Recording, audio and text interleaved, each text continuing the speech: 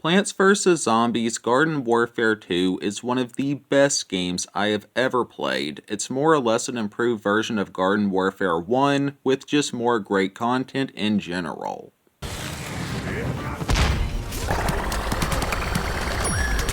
I will go ahead and knock out the only negatives I have with this game, being the fact that this game requires internet to play, that you can't pause in single player, and that you get kicked off the single player modes if you idle for too long. I totally understand this for online modes, as you obviously need internet for multiplayer, and pausing MP just isn't plausible, but in the single player modes, come on EA, that's just really half-washed in my opinion.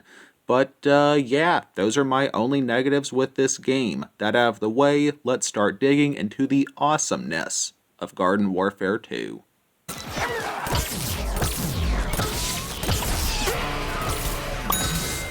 There is so much to cover, but I think I'll start with the single-player campaigns. The first game didn't have any real single-player mode outside of Garden Ops, so a full-blown single-player campaign was a great addition if you ask me. And this title has two campaigns, one for plants and the other for the undead. I personally played the plants campaign first. It just made sense to me, and you start the game as a plant, so again, it just made sense. Now the two campaigns kind of mirror each other, as you're starting as a low-level recruit working your way up progress ladders for lack of a better wording, like becoming a Leaf agent for Crazy Dave, or climbing the ranks of Dr. Zomboss's army, and both campaigns are divided into 5 chapters, if you will. On the plant side of things, you have 2 chapters working for a robot Crazy Dave, and then 3 chapters where you do quests for 3 plant heroes. And on the zombie side, you have 2 chapters where you work for Dr. Patient and Dr. Physician, plus 3 chapters where you work for zombie heroes. And both campaigns end with you unlocking a special horde mode, where you get to play as big robots fighting gnomes.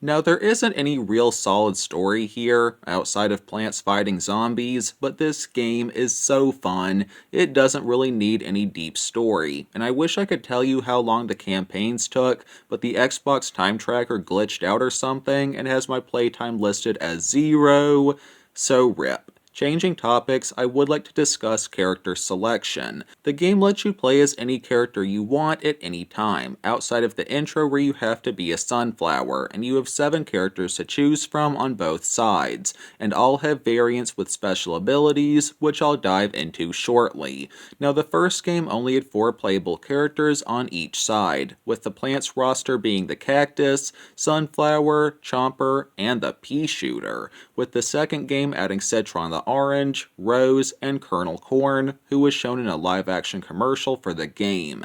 As far as The Walking Dead goes, GW1 had zombie foot soldiers, engineers, scientists, and all-stars, with the sequel adding Super Brains, Deadbeard the Pirate, and Imps.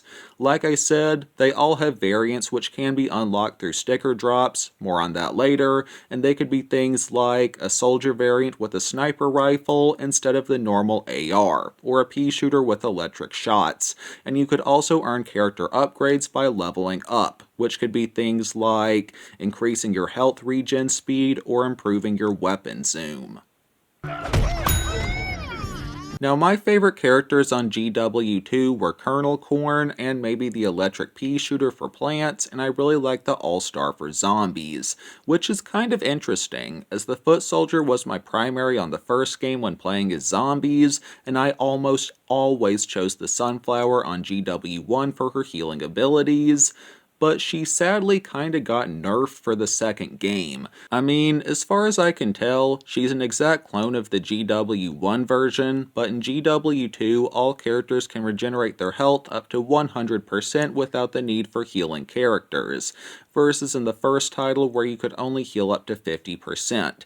While I did greatly appreciate this change, it kinda made the Sunflower less useful. Now that being said, she's still super useful for helping other players heal faster, she just isn't as vital as in the first game.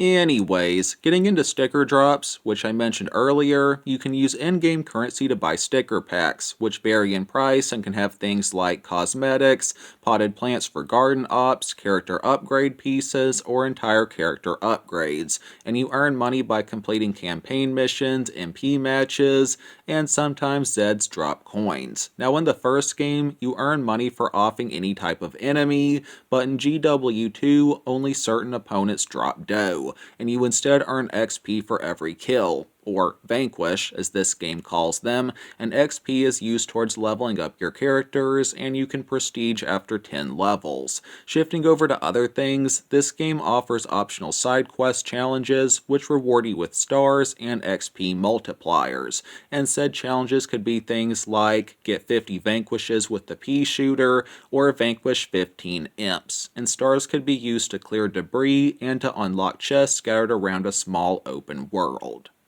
Yes, Garden Warfare 2 does offer a limited open world to explore, with one half ruled by zombies and the other by plants. And in this world, you can just enjoy the art in this game, do some little mini games, find gnome collectibles, test out new characters, hunt zombies, etc. And I'd say this definitely added a lot to the game versus the basic menu system of Garden Warfare Uno.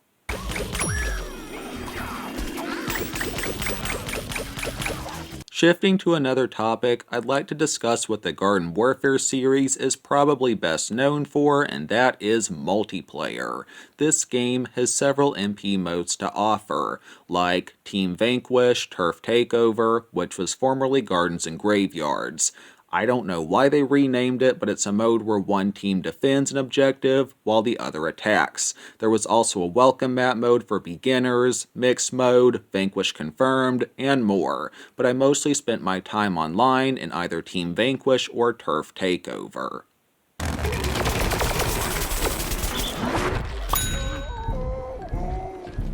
Now a little note about MP, I had an issue while playing as a zombie foot soldier where my ZPG or rocket launcher simply would not work on multiplayer matches sometimes. I'd press the correct button and my character would start the animation and then just stop. I have no idea why this happened, as it only happened sometimes, but it was very annoying when this occurred. If anyone has any thoughts on this, please tell me in the comments, it'd be much appreciated.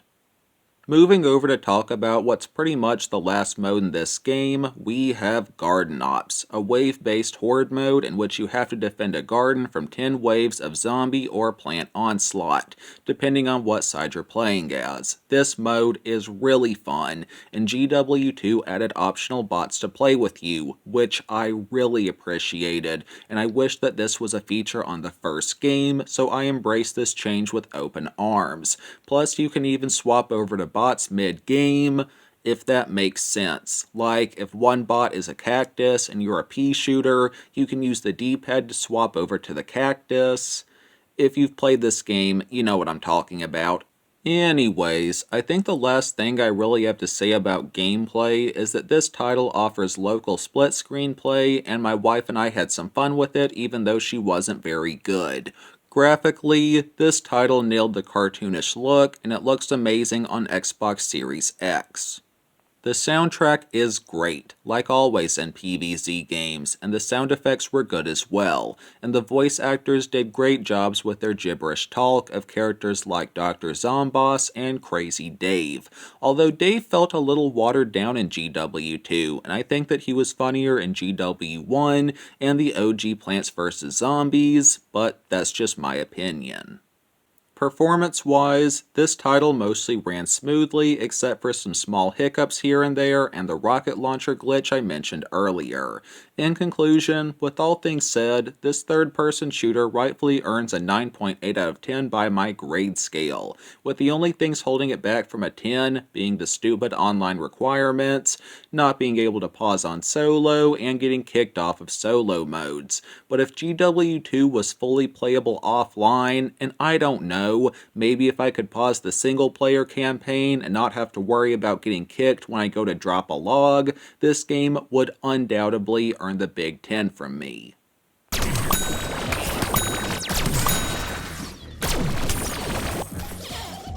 As far as similar games I could suggest, I'm gonna say Zombie Army 4, which I have reviewed by the way. Link in the end card if you wish to check that out.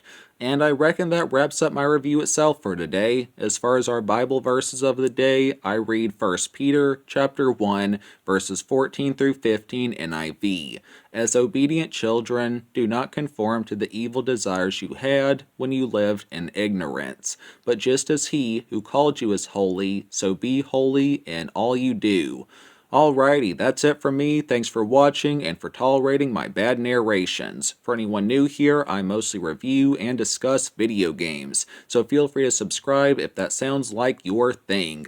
Like always, none of my content is made by AI, and I don't consent to my voice and likeness being modified, altered, and copied by AI in any way. Jesus loves you all. Take it easy. Peace.